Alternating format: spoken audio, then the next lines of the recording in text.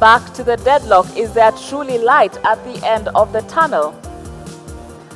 The IEBC stalemate persists and seems to be getting more complicated, coming just a day after President Uhuru Kenyatta announced the formation of a joint select committee.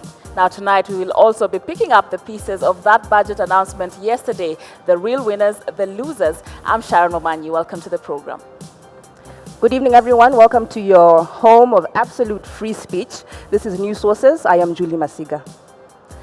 Now tonight it appears that we will have some mini talks before the much-awaited dialogue. Church leaders have spent the better part of the day today convincing the CORD coalition to accept Uhuru Kenyatta's proposal. CORD has some major issues with the proposals and we'll get to them in a moment. But just this evening they have announced a two-member team comprising of Dr. Eseli Simiyu and James Orengo to work with a team of two from Jubilee to iron out the outstanding issues before dialogue can start over the fate of the IEBC. So now then, here are the contentious issues. And the first one is the number of negotiators announced by Jubilee. The second point of contention is CORD is opposed to a parliamentary process, and CORD is proposing an extra parliamentary process, including the church and other stakeholders. The coalition is also opposed to speakers of the House steering the process. CORD proposes joint secretaries from both Jubilee and CORD. Now, just talking about this, gentleman and lady, are we going to be talking and talking and talking before we actually talk about moving forward with this IEBC? First, I should introduce our guest, actually. It's only proper. We are joined by Ibrahim Oruko, who is a journalist, and James Smart, of course, our resident. And I'm told we have an app sound that we should listen to before we actually get to the... All right, we'll get that later. So your thoughts on these talks before the actual dialogue? Okay, what is happening is not strange, really. Right. This is a political contest. A solution will be political, not legal. And nobody says that a political contest can, the law can only solve a political problem. What happened yesterday is sort of the president slammed the brakes on a political solution to this problem. He sort of went out of his way to insist on Parliament being the theater of this discussion, the discussions, and limiting the scope of the problem to IEBC. Right. And insisting, for example, that the process shall strictly follow the parliamentary processes. Okay? So that one limited it. Of course, CORD has been saying has had a problem with the parliamentary process. So what's happening is not really bad. We are simply getting a consensus because CORD has had the initiative. This announcement comes, of course, you remember on Monday, rather a day before yesterday, there was a very bellicose statement from the state banning IBC demos. Then the next day, there's a whole turnaround. Now you want us to join you. So you need to sit back and say, hey, what's happening here? So that's what's happening. All right, and before we get to Smart, I'm told we now have that soundbite from opposition leader Raila Odinga. Let's just listen into that before we continue with the discussion. Yale maneno ambayo bado hayajatatuliwa itatatuliwa na kamati ya watu 4, wawili kutoka upande wa Jubilee, wawili kutoka upande wa CORD, na watazungumza ili wapate mwafaka ndani ya masaa 24. Right, James, your thoughts on all this back and forth? Well, agreeing with Oruko, but someone once said that if you're a lover of sausages, stay away from the making of that sausage, right? It's messy and it's one of the things that you don't want to know how it's made. I think there are two things that are happening, that Uhuru Kenyatta is looking at his options on what is happening. CORD had taken the conversation to the streets and it was gaining currency on the streets, and as a president and as someone in government, you don't want that happening and that kind of momentum on the street. So the options he had was to remove the whole wind, if you like, from the sails of CORD and say, I've created a process where you can now bring all your issues away from the streets to the table. What the opposition now, has to do, and what is caught in is they cannot no longer say that we don't want to consult, we don't want to talk. What you've given us is not what we wanted. But they're saying now we have to look for ways to get what we want from that talk and that table and that kind of discussion. So I think... But at least the platform now has been created away from the streets. Do you think that is a win in a whatever little way it is, that now whatever the talks are off the streets, even if not on agreeable terms yet? I think what has happened is, in the sense of CORD finding what they've always wanted, which is to have the other side concede that we must have a discussion about IEBC. So for them, that is a big concession. For Jubilee, a big concession is that we've taken away CORD from the streets, and the conversation of CORD saying Mondays and Thursday we'll go to the streets and there will be chaos and we'll all this. It's not a good picture. So both sides have gotten a win out of the whole thing. Right. Now the problem that I think we find ourselves in is neither of those sides is clear on exactly how we put together whatever we want and how we walk away from it. So it's a whole, that's why we're seeing the whole messy of Jubilee claiming, we've chosen 11 members, and they are going to, to have this discussion in 30 days, and CORD saying, hang on, we are talking about 2 members first before we agree to the 30, because you have other issues that we are interested in, and have that discussion. So both sides are, sort of playing a game of chess. And it's your move, it's my move, until there are no more moves to be made on the table, as it were. So I think it's a political process, which is gaining currency. Yes. True enough. And to go back to something that Oruko said, you said it's a you said so as well. It's a political process, but shouldn't it rightly be a parliamentary process? Because there are ways to remove IEBC which are prescribed by the law, which should be followed. But it seems like we want to be outside of that particular box to make some kind of political arrangement, and then have Parliament perhaps just say, fine. We can rubber stamp this. No. Yeah. And actually, CORD has been very clear on that they don't want this to be a parliamentary process, but rather a presidential kind of dialogue. But isn't parliamentary the way it's supposed to go, though? Is that well within the law? CORD has a problem with the parliament. But again, let's just limit to this to being a political contest. On what grounds? On what basis? There's a problem. There's a problem. You agree. You are talking about the streets, others are talking about the law. So the law cannot solve this. They cannot bridge the gap. What we have is, let me use the word again, political contest, so, which means that every Kenyan, let's say we can go discuss. We can have a discussion outside. Then it can be codified through the parliamentary language and the so-called law at the tail end of it. But is that even legal, James? Are we allowed to just have discussions outside of Parliament? We have been there before. We had the National Accord was there. We hammered it outside. Even it seems I always tell you 2 wrongs don't make a right. Right, and people are saying now this is so Raila style of wanting things to go his way that, let's just discuss this and then have Parliament, rubber stamp the kind of agreement we want. No, I think to be fair to both sides, here's the thing. For Uhuru Kenyatta and Jubilee, going to Parliament is their strength. So they would always want it to go to Parliament. Right. For Raila Odinga and his side, going to Parliament is their weakness. Right. So they do not want to go to Parliament because they simply enough do not have the numbers to push anything. But that being said, so every side is playing on their strength. Jubilee rightfully claims Parliament is the only way we can sort out this, because when it goes to Parliament, whatever is agreed by the public in the 30 days, it will still have to be ratified by the members of Parliament. All right? Someone would stand there and amend something that maybe 30 people had said, all right? And they would get it. CORD, obviously fearing that, wants to have a discussion outside it, so you include every other member and come out with a document and say what Parliament can do is only to effect this and make this law. And I think that is what we're facing right now. And just to add on that, I think the president's statement sort of limited all this discussion around the removal of the 9 guys, the commissioners. But isn't that the point? It's the IEBC. No, we want, or rather the country needs, a whole IEBC reforms, election reforms, a proper infrastructure for elections, not just 11 people. Good point. Oruko, thank you so much for that. But let's just see what the president had to say about the same thing. Meanwhile, President Kenyatta met his coalition side today, electing an 11-member team to steer the talks on IEBC. The president was not so happy. He said this, and I quote, "It is regrettable that the media is reporting that I have stood down. The truth is that the position I hold today is the same one I held yesterday." Right.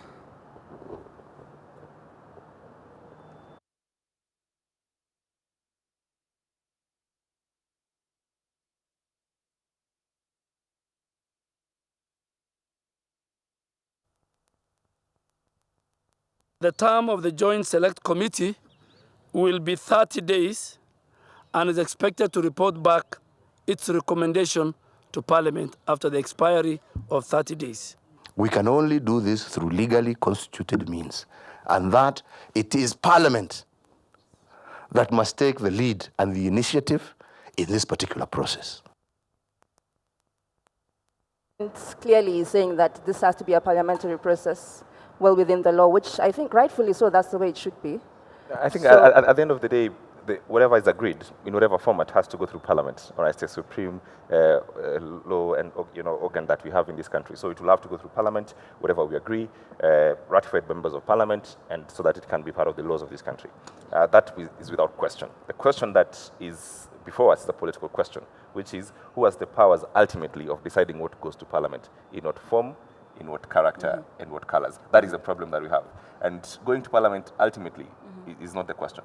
I think we're not, Ibrahim, if you can comment on this, are we supposed to start in Parliament or end in Parliament? Because I think the process is you submit your petition or whatever it is to remove the IEBC commissioners to Parliament, and then they debate it. You don't have an agreement outside and then bring it to Parliament to ratify.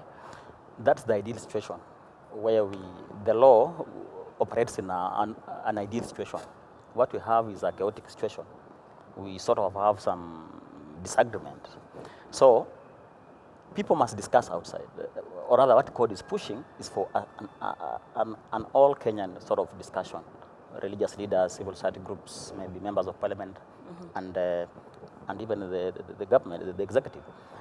What is happening is that there's a sense that, I think you go back to yesterday again, the president being, is also a contestant in this. He cannot hold a high moral ground because we are talking about elections. He comes and actually defines the parameters of all this discussion. Right. So when it comes to elections, he is just a contestant like the opposition. But then again, so that's the feeling, that he should open the doors for everyone.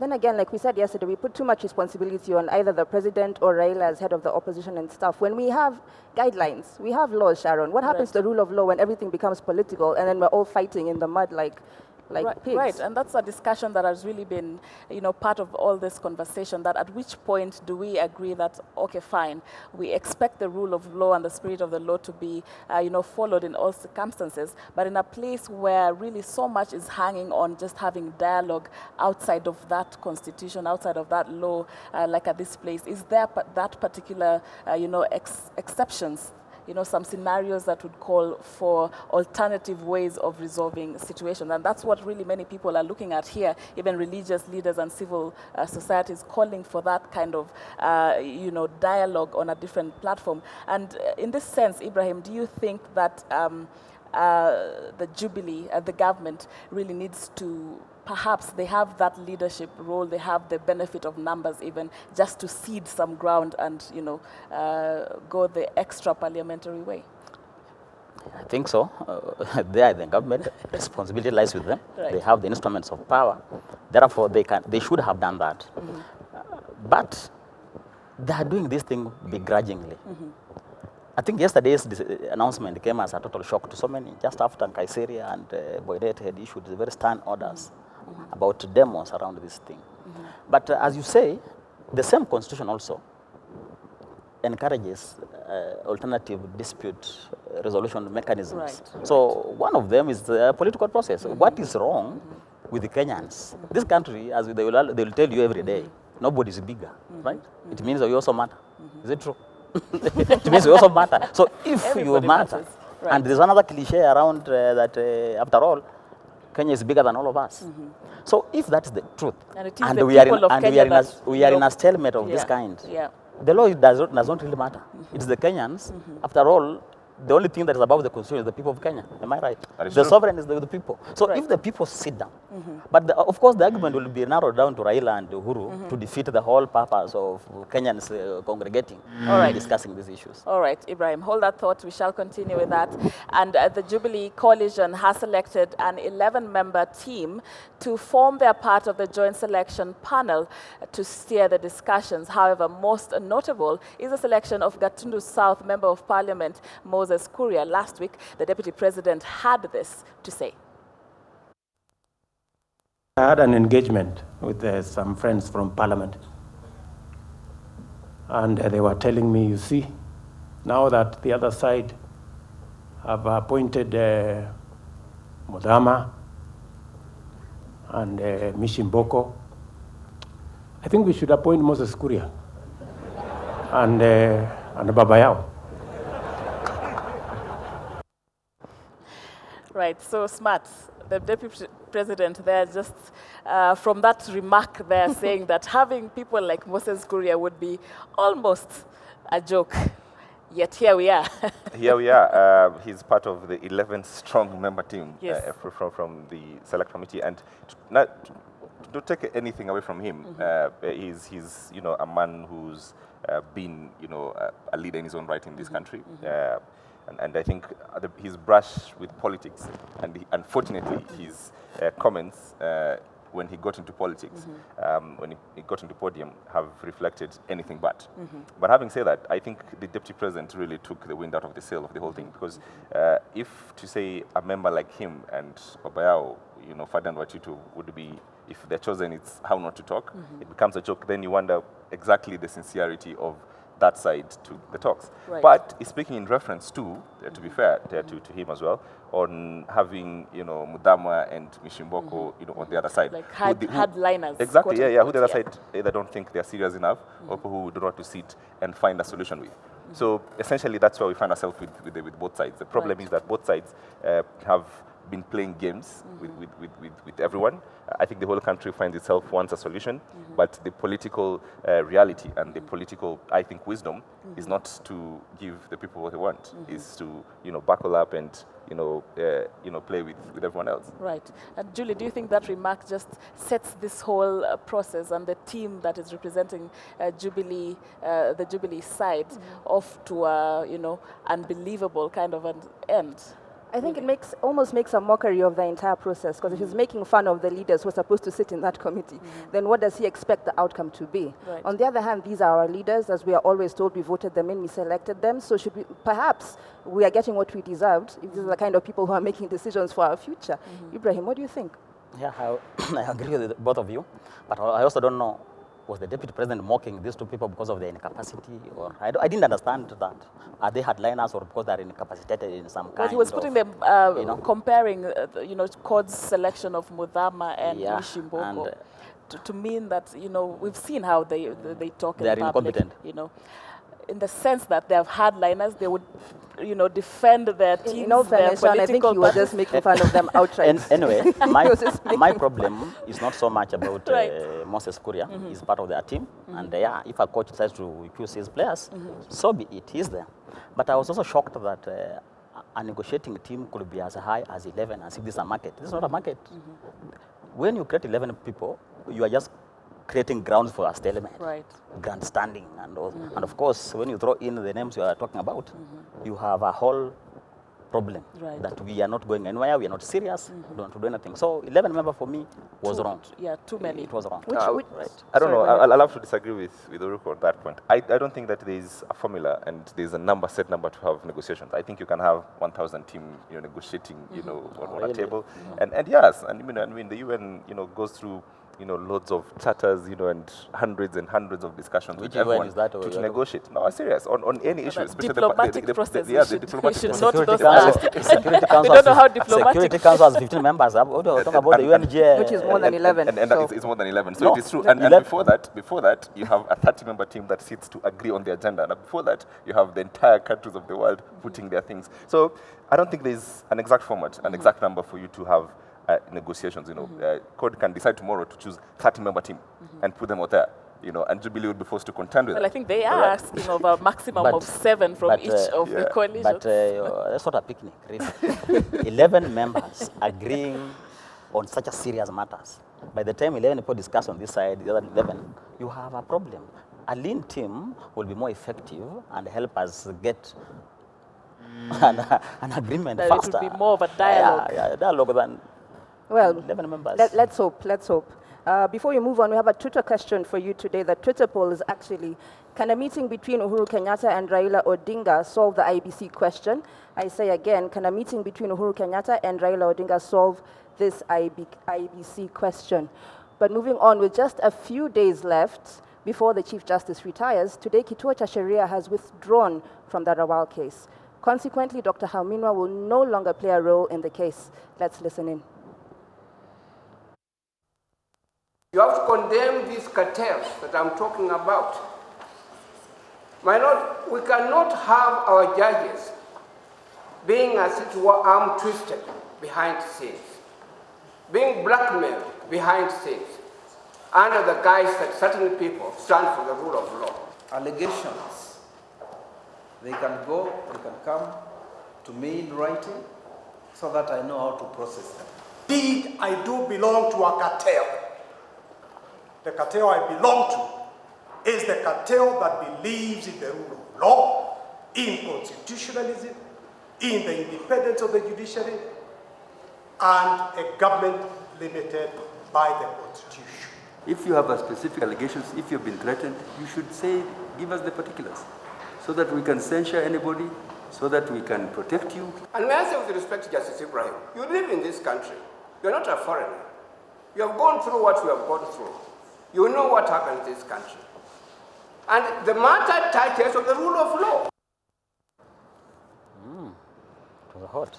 Dr. Hamina, they are not happy at all. And I believe I heard him say the rule of law. Yeah. And when a lawyer can stand up like Paul Mwite and say the word cartel in a good way, what is happening to our judicial system? What is happening? Well, I don't know if you want to go first, but I mean, Dr. Amino is one of, senior counsel, most respected lawyer in this town, have had transacted numerous, legal cases. And to see him, almost losing his cool, it shows something. And I think it's a testament to just what has happened in this country, and I think in the judiciary in the last maybe 3 years, that we seem to have lost something, that there's some level of decency and decorum, that we seem to have lost. Something has left the room, I think, in my mind. But to be fair with Paul Mwite, he says that he belongs to a cartel that believes in the rule of law, that believes on good governance and constitutionalism. So in a way, he's saying a good thing. If there's any cartel he's in, is that of the rule of law. It's a good one. But the big question that, Hamino is asking here is why the pullout by Sharia, Kituo cha Sharia, and that was something that seems to have really caught him, and he believes that there are judicial officers as well as government officials just working behind the scenes to ensure that these Supreme Court judges are, out. And that what he says, his argument has been that this comes down to the succession of the Chief Justice. What do you think, Ibrahim? Well, I think this court has had a problem, and maybe even as we talk about politics, we just need to look at that and sometimes we also need a political, the law is not the end. Look at how confused it is. Ibrahim, back to politics at every single time. You can see. And how can a cartel, for example, be a cartel, then you add the word constitutionalism ahead of it? It cannot be. Yes, a cartel is a negative from the word go. My point Ibrahim is suggesting that there should be dialogue in the Supreme Court. No, I didn't say that. In a court of law, yeah? Of course, these things are not new. The way the court has behaved in the last, 2 weeks has just shown us that there's a serious problem in that court, where, especially on this matter related to the retirement of judges. Of course, you know very well a court of appeal rules that the judges should go home and appeal before it's processed at the court of appeal is already launched at the Supreme Court. And then a judge comes and issues an order, to create, one of the things that the CJ should not have had this matter. So this idea of a cartels is not wrong. I think it's true. There are people who want to control the courts because this country is all about control, control, and control. I think the problem we find ourselves in is that whatever has happened, I think, since the age question came to the Supreme Court, or has been transacted through the courts, is that there's a chance that everyone sitting on every side is right, and they're hanging on to a piece of law that makes it right. And I think the bigger conversation would be, how do we resolve that without killing that institution? Because that's a problem. Because at the end of the day, Justice Rawal and her team have been very consistent going through the legal, the wheels of justice, if you like, up to the end where she deserves that. It's her chance, and she has that right to do it. And as well, the other side where Dr. William Mutunga has a chance to make sure that by the time he exits, there's someone substantive, to take over matter and see that the appointment of the next Chief Justice, is nothing that, is outside the control of the JSC, if you like. So I think both sides could possibly be right. And I think they think that the Supreme Court, and I think what every lawyer would want to have is a situation whereby it is resolved in a way that is is calm and look at the overall good of the institution other than the individual tiffs and fights that we're having now. But is there any sort of sense that there will be calm in this situation? No? But Sharon, this legal argument on both sides could be right, but we're getting nowhere. So could we just go back to politics and just ask the president perhaps just come in and make a decision? Just say this person is going to be the Chief Justice and then we move on, if this is the kind of country we're living in. Yeah, of course there has been that big question of where is the place of the rule of law now, which is supposed to be final? Or is it supposed to be final, actually, is a question. We're seeing this now with the IEBC stalemate. We're seeing it at the Supreme Court, which is actually, some people have been arguing that, being a court of law, we can't even be arguing out of a constitution, and that this is very clear. And so really just going to show that there's, should we be worried if we can't have, in this country, the rule of law being final, and we have to dialogue at every single place. There's never been a rule of law in this country as far as I know. So these things, again, are not strange. We have a constitution. No, it's just a piece of paper. Anyway. Somebody will tell you that. It's a piece of paper. Who follows it? And in any case, strong suggestion. In any case, strong there are so many examples if you went to this law called the Constitution and you read step by step, right, you'll find everything wrong about this country, for example. Right? It doesn't just talk about the dialogue or the law or maybe IEBC alone. There are other issues, for example, about representation and, we shall continue the very controversial line of thought, Ibrahim. But we want to remind you of our Twitter poll tonight, and we're asking you, can a meeting between Uhuru Kenyatta and Raila Odinga solve the IEBC question? The question again, the poll again rather, can a meeting between Uhuru Kenyatta and Raila Odinga solve the IEBC question? Keep tweeting us at KTN News, at Sharon_Momanyi, Julie, at Julie Masiga, yeah. And we shall be, of course, with our keep tweeting our guests as well, James Smart and Ibrahim Oruko, and we shall be sampling some of your views as we continue with this show. Right now, let's take a short break now. We continue with our discussions after the break, and after the break, James Smart is now taking his leave. We shall be joined by Paul Wafula to delve deeper into that budget that was read yesterday. Paul Wafula is a business reporter with us here at Standard. Don't go too far.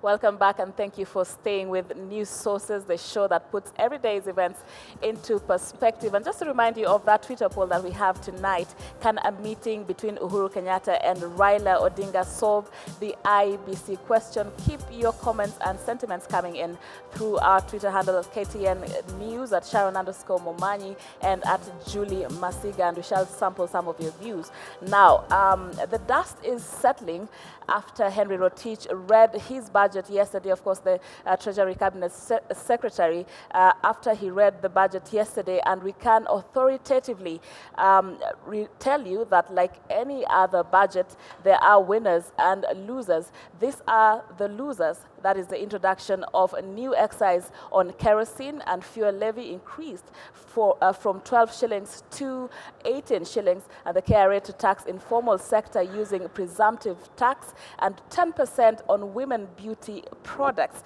And we are joined now, as promised, by Paul Wafula, who is our resident business analyst and a reporter with a Standard newspaper. Thank you for joining us, Paul. Thank Your you, views on this, the big winners and the big losers of this year's budget?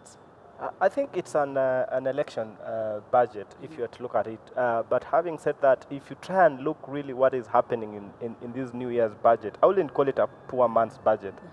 Because look at it from this side. Rotich tried to give people from one hand and take it away from the other. Why I say that is because where it really matters is where he really taxed. Like, look at fuel. I mean, kerosene going up by about 7 shillings and 20 cents a litre, and this is immediately.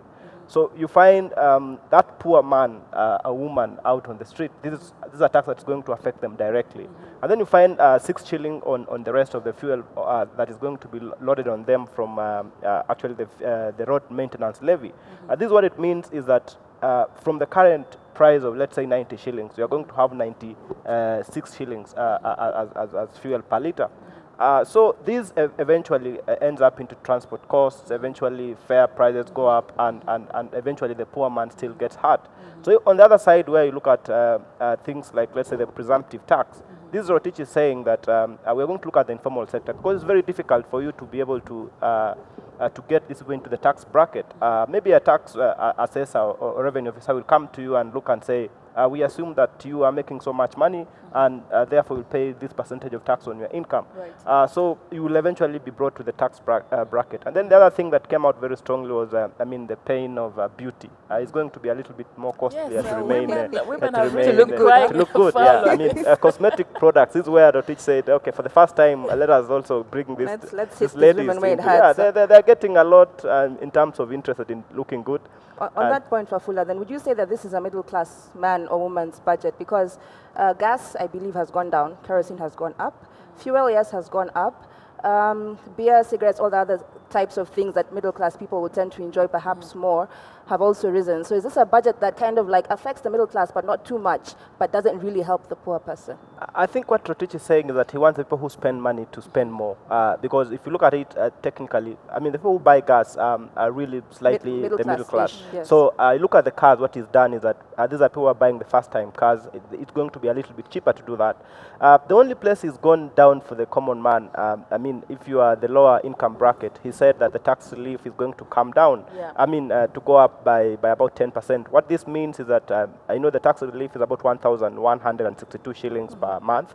So in a year, you're going to save about maybe 1,300, technically speaking. So that may not really go far in terms of helping you to escape taxes. But I think what you need to put into context is that if you compare Kenya to the rest of the East African countries, so now you can be able to understand where we are. Look, Tanzania has about 54 million people. Kenya, we have about 40 million people.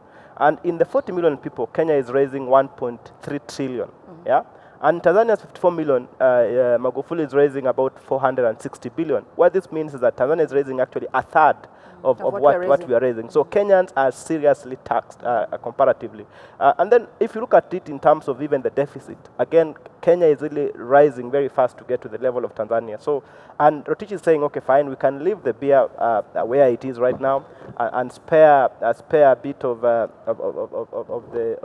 people who are buying gas, so that gas can come into the, I mean, more people can afford gases. But the people who really are going to really suffer in this budget, because remember the VAT was introduced the other time and he's kept quiet on it. It means it's going to go on as planned. So I don't see it as a poor man's budget. It's technically, you can say, a middle class budget, but everybody is going to hurt at the end of the day. A bit, because Ibrahim, the informal sector, they're now targeting the informal sector, saying as they give the tax relief, they're also trying to get more taxes from those people. So I guess all of us can suffer paying these ridiculous taxes. But what's your take on this? Do you think that which man, poor, middle class, rich man, which man is benefiting from all this? One, maybe the business reporters, they know. The idea of a poor man's budget, I think, is a journalistic cliche. A budget, in my view, is government coming up with a proposal of its programs for the next 1 year. Then, in the same proposals, in the same programs, or the same statement, you also propose how you intend to fund those programs. So that's easy. Now, after you do that, you want to buy KICC for the next 1 year. For example, I'm an individual. How do I get my money to acquire KICC? So it's very easy for the government. It's nothing like a poor man. You raid where you know you can get a lot of money. He's talking about 1.3 trillion that we raise as our revenue. So you target, how many people buy paraffin? Out of the 40 million, 39 million Kenyans. So that's how you get your money. So there's nothing like about poor man. After all, right, all of us somehow are affected. So I think we can summarize and say we'll all suffer. Government wants money. Increased taxation. Yes, so it must get money through its citizens. True enough. So from matters money to the NYS scandal, the Auditor General revealed this week that hairdresser Josephine Kafura made away with 1.2 billion shillings. Kafura, in her affidavit, made startling claims of how monies were shared on instructions from none other than former Devolution CS Ann Waiguru. So the numbers are rising. In this country, a million now means nothing. You have to speak in billions to make any kind of impact, Wafula. So what do you make of this? This is interesting. My reading of this Auditor General's report has actually given me a new perspective of what's really going on. But look, there's a company there. I mean, Kafura had like 3 companies that were actually involved in all this scandal. And look, there's a company that was paid 5 months even before it was registered. Yes. You find other companies 2 months after they're registered, they're already, receiving the millions. Even just basic due diligence, this was not happening.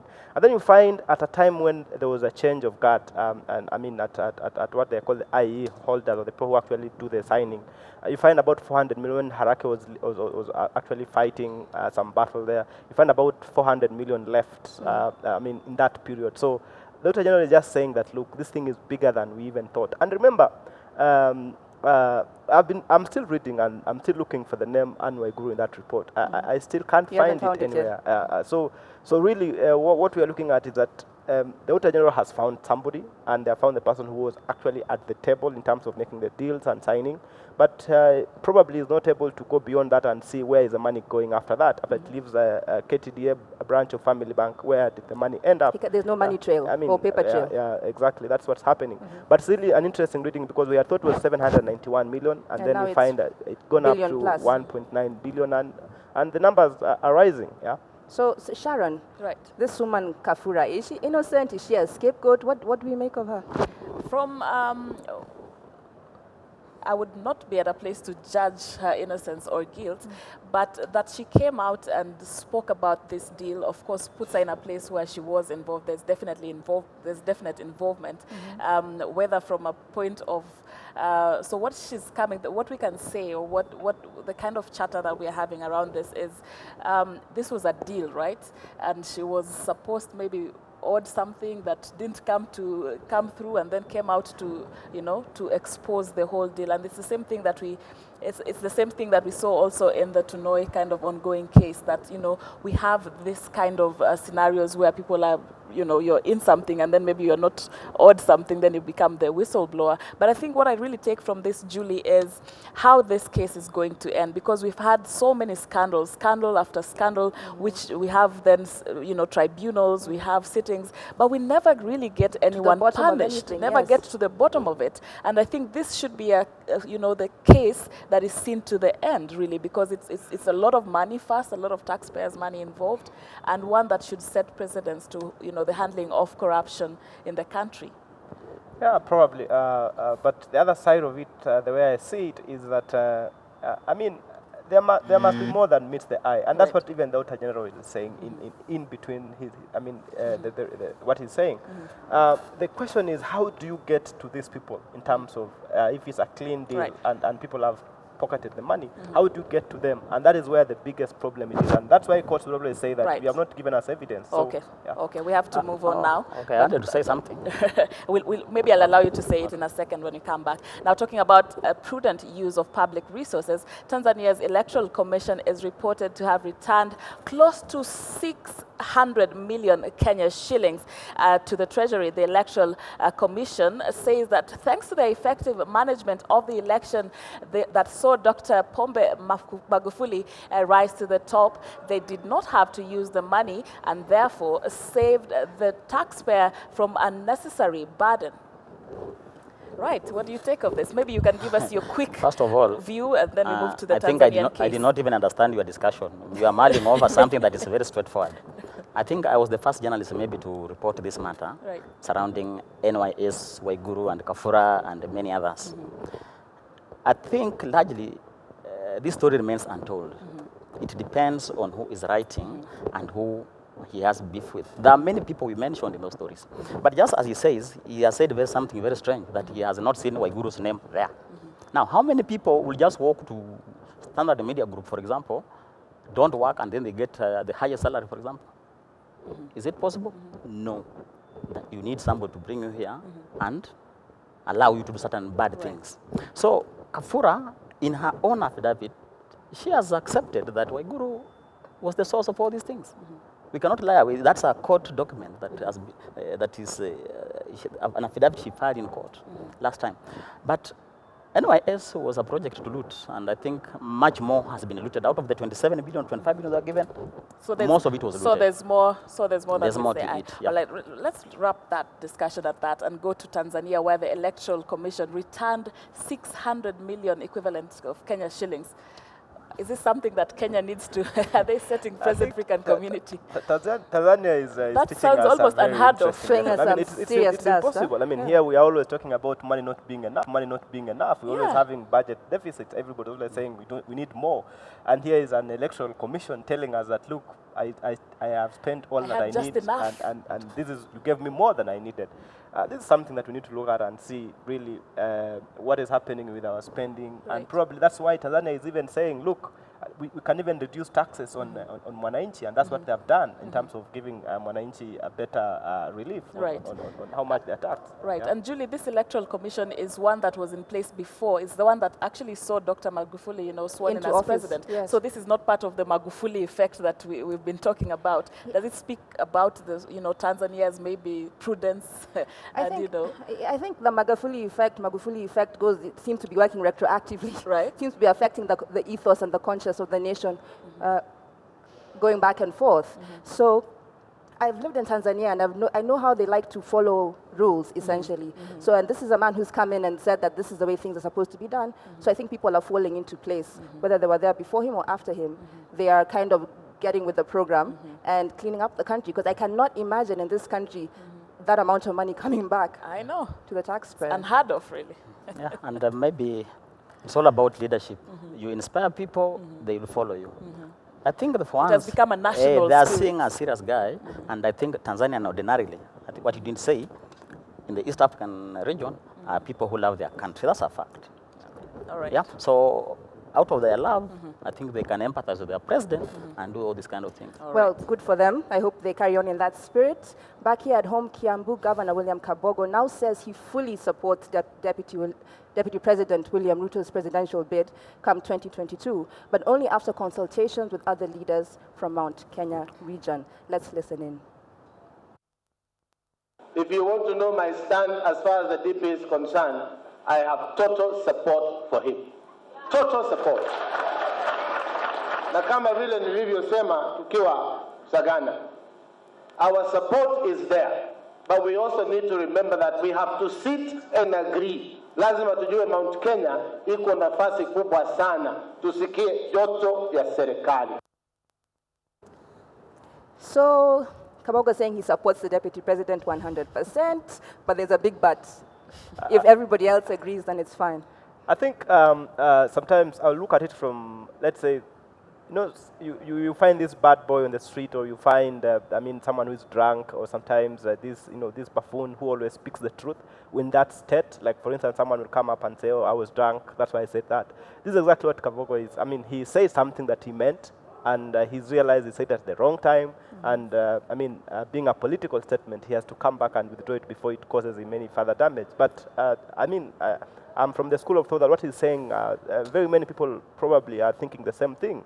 We've seen this in terms of the election patterns in this country. It's not really coming out from nowhere. So saying that probably the support for the deputy president is not guaranteed in central Kenya is not really something that is extremely far-fetched. And he may not be the only one who is feeling that. But right now is not the right time to say that. Yeah.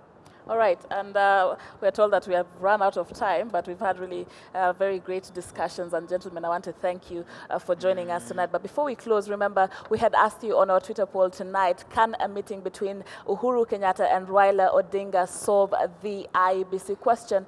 And 45% of you say yes, it can, and 55% of you say no. Just to read two of your comments from Twitter, and Stephen Mutongoi says that the government should understand the word dialogue, that parliamentary process means debating. Duncan Otieno says that IEBC fiasco cannot be solved at the same level of thinking that created it. And the last one, that Daniel Nyagaya says, temporarily, yes, but Kenyans need to look to the future and support any move to better our institutions. Thank you so much for your thoughts and comments and for participating in tonight's discussions. I also thank my panelists. Thank you so much, Ibrahim Oruko. Thank you, Paul Wafula. Thank you, my co-hosts, Julie Masigo. It's been good, Sharon. It's been good. Fantastic. Thank you so much, and have yourself a wonderful night. We see you again next week, inshallah. Have a good one.